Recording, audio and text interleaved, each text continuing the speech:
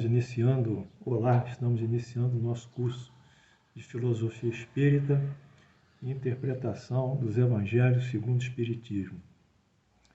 Peço para vocês clicarem aí, se inscrevendo no curso, que vai ajudar um número de pessoas que estão colaborando com esse trabalho de doutrina estritamente kardecista. Bom, continuamos aqui com a análise do capítulo 5, versículos subsequentes da Epístola de Paulo aos Romanos.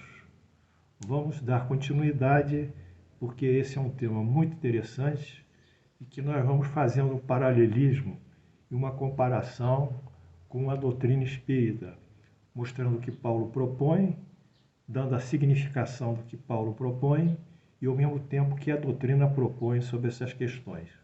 É uma boa didática porque auxilia vocês a raciocinar, a comparar, vendo o que está na dogmática paulina e o que está na razão e lógica do espiritismo kardecista.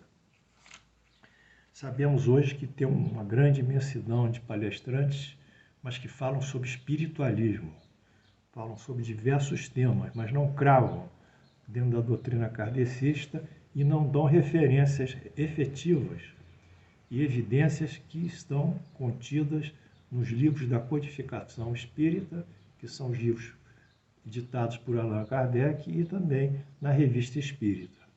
Portanto, vamos trabalhar sempre daquilo que os espíritos superiores nos legaram, que é a doutrina espírita, e não caminhar por outros percursos marginais que não têm a autenticidade moral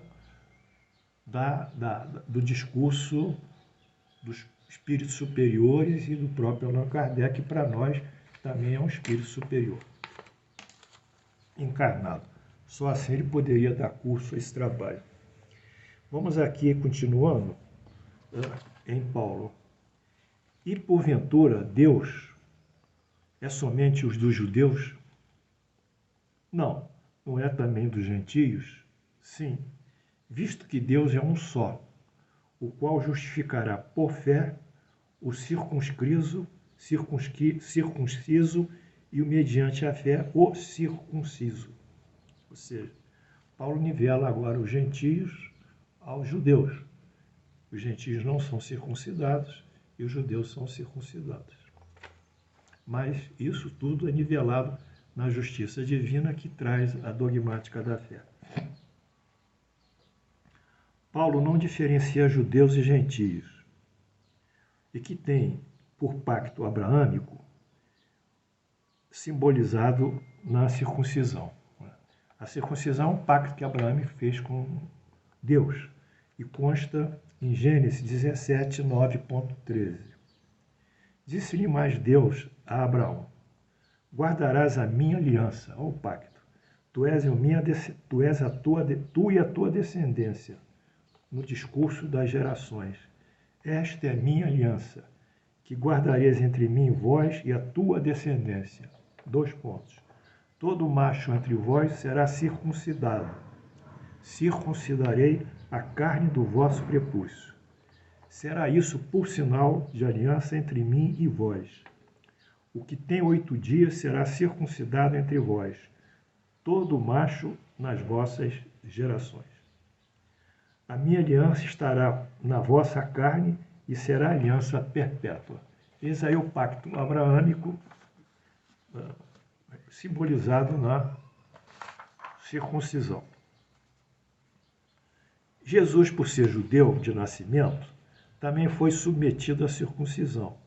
Seus pais, Maria e José, respeitaram o pacto abraâmico. Lucas 2.21. Completado 8 dias para ser circuncidado, o menino deram-lhe o nome de Jesus, como lhe chamara o anjo antes de ser concebido. Portanto, essa circuncisão era uma tradição judaica e que se estendia a todos os varões, meninos varões, e se dava no 8º dia após o nascimento.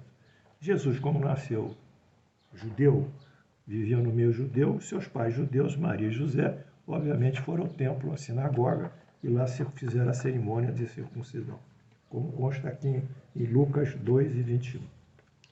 Em seguida, Paulo vai falar da libertação do pecado pela graça. Ou seja, o pecado vai ser liberado pela uma graça que a lei da fé, a lei da adoração em Jesus possibilitará. Então haverá adoração a Jesus, que é a lei da fé. Essa lei da fé dará uma graça ao seu profitente, e o profitente então será liberado desse pecado. Vamos estudar um pouco o que Paulo diz. Romanos 5, 12, 14, 15, 19 e 21. Portanto, assim como foi um só homem, entrou no pecado do mundo, e pelo pecado a morte, assim também a morte passou a todos os homens, porque todos pecaram. Então, um só homem entrou no pecado do mundo. Foi o pecado de Abraão, o pecado original. Esse pecado original gerou uma morte em Abraão. Em Adão, desculpa. E esse pecado gerou uma morte em Adão. A morte é um sentido figurado aqui. É a morte espiritual, o sofrimento e o distanciamento de Deus. Entretanto, reinou a morte desde Adão até Moisés, mesmo sobre aqueles que não pecaram. Quer dizer, havia esse distanciamento de Deus, mesmo para os que não pecaram. A semelhança da transgressão de Adão, que figurava aquele que havia de vir. Então, esse pecado é generalizado para judeus, gentios, os que pecam, os que não pecam, enfim. Paulo tem que construir um sistema de pecado, quer dizer, deixar o sujeito deficitário em condições de nascimento, ele já nasce deficitário, para poder, através da ritualística que ele propõe, e da dogmática, e dos instrumentos, dos artigos de fé, dos símbolos religiosos e da liturgia, manter então a construção gradual de libertação do pecado que ele assinalou aqui, para lá na frente desenvolver a justificação, que é a convivência dos homens junto a Deus. Todavia, não é assim o dom gratuito, como a ofensa. Porque se pela ofensa de um só morreram muitos, quer dizer, Adão, muito mais a graça de Deus é o dom da graça de um só homem, agora com Jesus Cristo. Foram abundantes sobre muitos. Então, assim como Adão gerou, deixou um legado e uma condição hereditária para todos os homens desse pecado, lá na frente aparece Jesus, que também morre e deixa uma condição hereditária de salvação, que é o dom que vai receber a graça. Porque, como pela desobediência de um só homem, Adão, muitos se tornaram pecadores. Assim também, pela obediência de um só, Jesus, muitos se tornarão justos. A desobediência de Adão se estende a toda a descendência. Isso é um fato que está aqui. Quer dizer, a desobediência de Adão, o caráter hereditário. Está em Gênesis 3,15. Porém, inimizade entre ti e a tua mulher, entre teus descendentes, em tua descendência e teus descendentes. Então, ele já dá esse caráter da desobediência, que vai ser também hereditária, que é o próprio pecado. Sobreveio a lei para que agravasse a ofensa. Mas onde mandou o pecado, superabundou a graça. Então, a lei, quer dizer, a violação das leis de Deus, que foi cometido por Abraão, então essa lei gera o pecado. Mas, na frente, a graça vai ser um antídoto do pecado. Não é?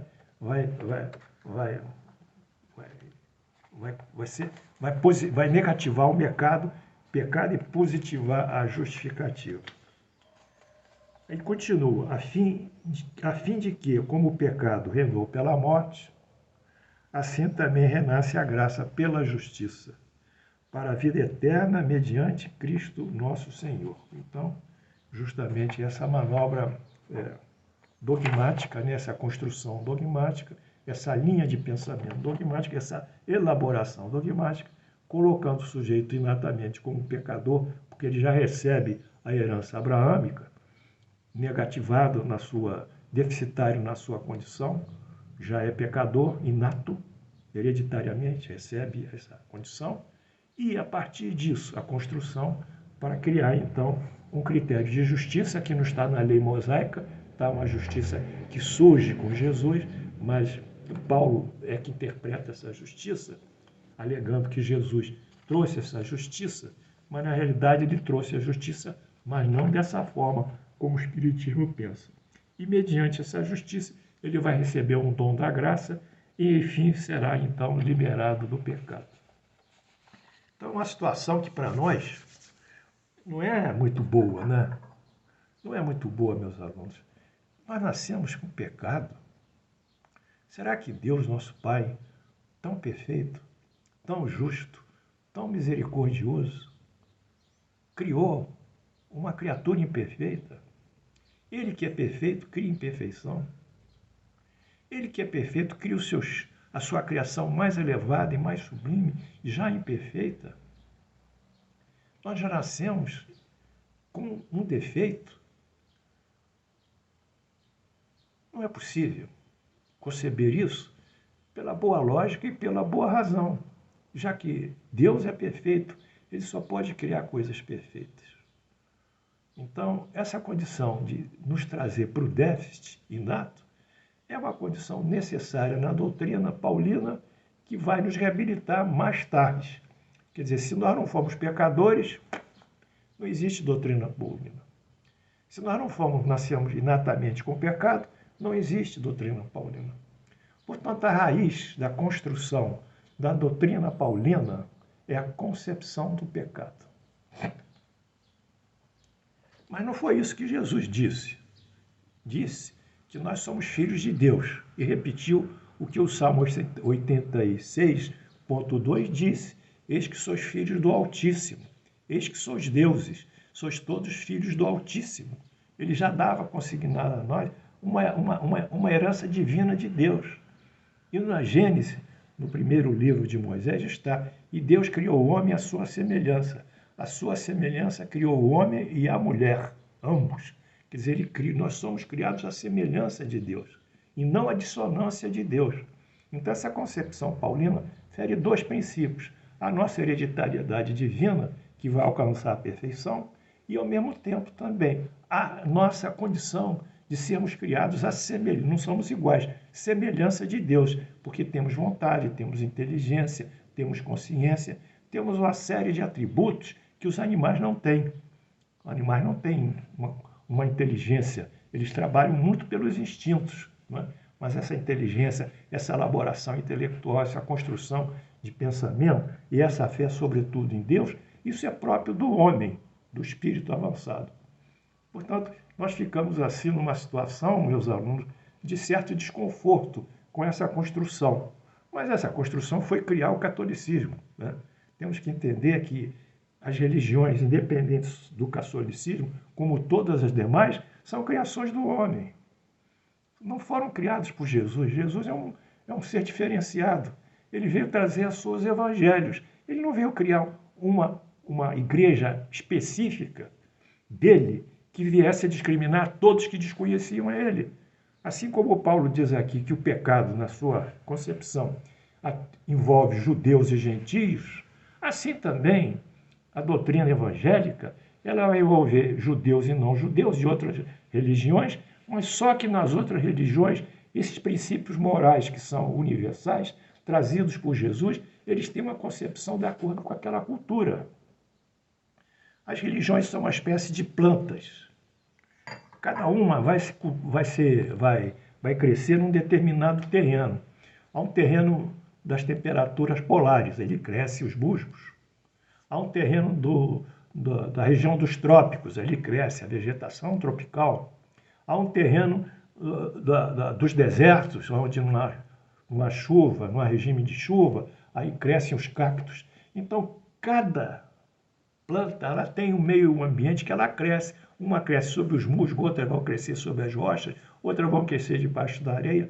Enfim, as religiões elas crescem de acordo com a cultura indiana, budista, chinesa, europeia, ocidental, europeia, oriental, do Oriente Médio, etc., dos índios também, dos povos africanos. Mas, no fundo, no fundo, no cerne de todo essas plantas, que são as religiões, em respectivo às culturas, existe uma seiva comum, que é o conhecimento de Deus, mesmo inconsciente. Porque nós fomos criados por Deus. E quando Deus nos criou, Ele registrou na mente do Espírito a ideia da sua vida, da sua existência. Então, quando Jesus toca, no caso, Paulo toca só isso, privilegiando os católicos, no caso, ele está discriminando os não católicos. Isso não é uma medida, diria, de solidariedade, de amor e de caminhamento. Respeitemos todas as religiões.